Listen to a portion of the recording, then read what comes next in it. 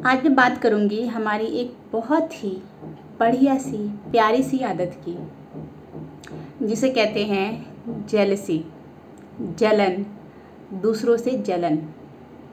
जब हमें तरक्की मिलती है लाइफ में या हम कुछ अचीव करते हैं तो हम कितने खुश होते हैं, सेलिब्रेट करते हैं, खुशियाँ मनाते हैं, है ना।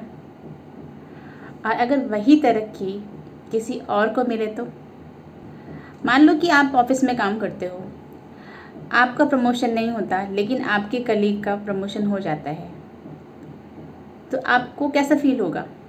क्या आप खुश होगे? नहीं ना। आप क्या सोचोगे? मतलब अब आपका प्रमोशन नहीं हुआ, आपके फ्रेंड का या आपके कलीग का प्रमोशन हो गया, तो अब आप क्या सोचोगे? बटरिंग करता था, अपने से नहीं होता ये सब। अरे बटरिंग करने वालों के प्रमोशन मिलता है। ऐसे ही माहौल है आजकल। मैं अपने वैल्यूज़ से कॉम्प्रोमाइज़ नहीं कर सकता। नहीं मिला कोई बात नहीं, ठीक है जी, बटरिंग कर, जो कर रहा है बटरिंग हो उसका प्रमोशन, मुझे क्या करना, मुझे कोई फ़र्क नहीं पड़ता। तो हम लोग कुछ ऐसा सोचेंगे या ऐसा बोलेंगे, सोचेंगे नहीं, ऐसा हम बोलेंगे दूसरों को, लेकिन हमारे अंदर क्या चल रहा है कभी वो ध्यान दिया है? हमारे अंदर आ गई है इनसिक्योरिटी, हमारे अंदर आ गया है एक फियर, जिसकी वजह से हमारे नेगेटिव थॉट्स होने लग गए हैं। और हम उन नेगेटिव थॉट्स को इन स्टेटमेंट से जस्टिफाई कर रहे हैं कि हमने वो प्रमोशन, हमें क्यों नहीं मिला, मेरे फ्रेंड को या मेरे कलीग को वो प्रमोशन क्यों मिला। तो मैंने ये जस्टिफाई अपने आप को किया कि भाई उसने कुछ गलत काम किया जो मैं नहीं कर सकती, ठीक है, जिसकी वजह से उसको प्रमोशन मिला, तो मैं अपनी जगह पे ठीक हूँ, आई एम ओके। ये मैं अपने आप को जस्टिफिकेशन दे रही हूँ इस तरीके से। लेकिन अगर यही प्रमोशन मुझे मिला होता तो मैं खुशियाँ मना रही होती, दुनिया के साथ सेलिब्रेट कर रही होती, है ना। फिर तब ये नेगेटिव थॉट्स कहाँ जाते? तब क्या मैं अपनी वैल्यूज से कॉम्प्रोमाइज़ कर लेती? नहीं ना, ऐसा कुछ नहीं होता ना। तब ऐसे कुछ नेगेटिव थॉट्स नहीं आते ना कि यार मैंने क्या ऐसा किया जो मुझे प्रमोशन मिला। मतलब तब ऐसा कोई थॉट नहीं आता ना कि कुछ गलत काम या गलत रास्ते पे चलने वालों को ही, जो अपने वैल्यूज से कॉम्प्रोमाइज़ करते हैं, उन्हीं को प्रमोशन मिलते हैं। वो तब थॉट नहीं आता, क्योंकि तब तो मेरा प्रमोशन हुआ है, मेरा। एक छोटी सी कहानी सुनाती हूँ, मनगढ़ंत है। एक फैमिली है, उसमें अभी तक उनके पास कोई कार नहीं है, और नाउ अब वो सोच रहे हैं कि हाँ उनको एक कार ख़रीदनी है। तो फाइनली वो डिसाइड करते हैं कि उनको होंडा सिटी पसंद आती है। उनकी फैमिली में भी मतलब 2 बच्चे हैं और हस्बैंड वाइफ है, तो उन्होंने सोचा कि ठीक है, उस हिसाब से होंडा सिटी उनकी परफेक्ट है। बजट में भी उनकी आ रही थी और अच्छी कार है, हमने खुद यूज़ की हुई है, तो ठीक है। तो उन्होंने फिर फाइनली वो होंडा सिटी को परचेज़ किया और बड़ी खुशी खुशी वो कार घर लेके आए, सबको मिठाइयाँ बाँटी, खुशियाँ मनाई, ठीक है। और होता नहीं कि कोई नई चीज़ आती है तो हम कितने एक्साइटेड होते हैं, तो ऐसे ही सब लोग, पूरी फैमिली में वो लोग काफ़ी एक्साइटेड थे और वो लोग प्लान बनाने लग गए कि हम नई कार से कहीं ट्रिप प्लान करते हैं। तो ऐसे प्लान बनने लग गए उनके। ठीक 1 हफ्ते बाद जो उनके पड़ोसी हैं, उन्होंने भी एक नई कार खरीदी। उनकी कार थी महिंद्रा की XUV 700, बड़ी कार, न्यूली लॉन्च्ड, तो महंगी भी।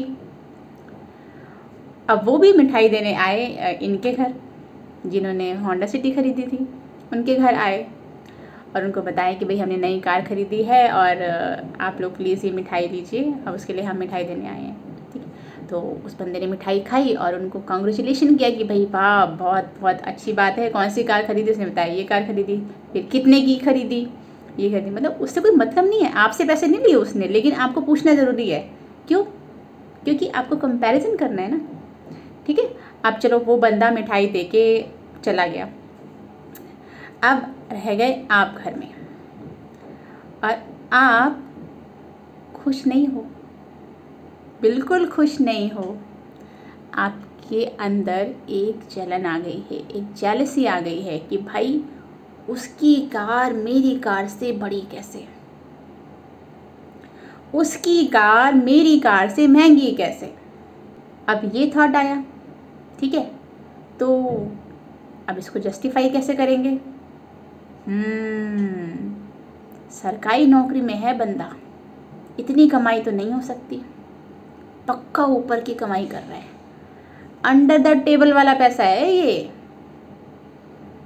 अब हमें थोड़ी तसल्ली हुई, हमने उस बंदे की नेगेटिव इमेज बना ली, अपने आप को जस्टिफाई कर लिया, हमें बड़ी तसल्ली मिली, ठीक है।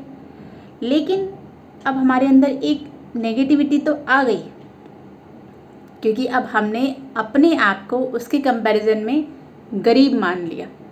है नहीं गरीब, पर गरीब मान लिया, क्योंकि उसकी कार मेरी कार से महंगी है, मेरी औकात के बाहर है, तो मैं गरीब और वो अमीर। अब हुआ क्या कि वो बंदे की जो होंडा सिटी वाली खुशी थी, जो वो अपनी नई कार लेके आया होंडा सिटी की, वो खुशी पूरी तरीके से मर चुकी है, कोई खुशी नहीं रह गई। अब वो जब भी उस होंडा सिटी में बैठेगा तो उसको फीलिंग आएगी, यार काश मेरे पास भी XUV 700 कार होती, वो ये सोचेगा, ठीक है। तो अब आप देख रहे हो क्या हो रहा है, उसकी लाइफ से कुछ निकला नहीं है, कुछ कम नहीं हुआ है उसकी लाइफ में। उसकी होंडा सिटी अभी भी उसके पास है, ठीक है, वो अभी भी परफेक्टली काम कर रही है। लेकिन ख़त्म क्या हुआ, वो खुशी ख़त्म हो गई, वो कंपैरिजन से वो खुशी ख़त्म हो गई उसके अंदर फ्रस्ट्रेशन आ गई है। अब वो फ्रस्ट्रेशन कहाँ निकलेगी, वो फ्रस्ट्रेशन निकलेगी ऑफिस में, घर पे, पार्टनर से लड़ाई, बच्चों पे गुस्सा। लाइफ क्या बन गई लाइफ, ये हेल। तो सोचो हमारी लाइफ में किसी को दुखी करने के लिए उसकी खुशियों को छीनने की ज़रूरत ही नहीं है, बस उसके पड़ोसी को उससे ज़्यादा खुशी दे दो, वो लोग अपने आप ही दुखी हो जाएंगे। तो लाइफ हेल ना बने, लाइफ में फ्रस्ट्रेशन ना आए, इस तरीके की सिचुएशन ना हो, उसके लिए क्या किया जाए। मेरे हिसाब से तो इस सिचुएशन में 2 बातें हो सकती हैं। पहली तो ये कि हमारी लाइफ में जो भी कुछ है हमें उसी में ही खुश रहना चाहिए, उसको अप्रिशिएट करना चाहिए, और वो खुशी ऐसी होनी चाहिए कि उसको कोई छीन ना सके, अंदर से खुशी होनी चाहिए। अगर ऐसी खुशी होगी ना, तो चाहे आपके पास मारुति 800 हो और पड़ोसी एरोप्लेन भी ले लेना, तो आपकी वो मारुति 800 वाली खुशी नहीं छीन सकता। और दूसरा पॉइंट ये है कि हमें दूसरों की तरक्की में भी उतना ही खुश होना चाहिए जितना कि हम अपनी तरक्की में खुश होते हैं।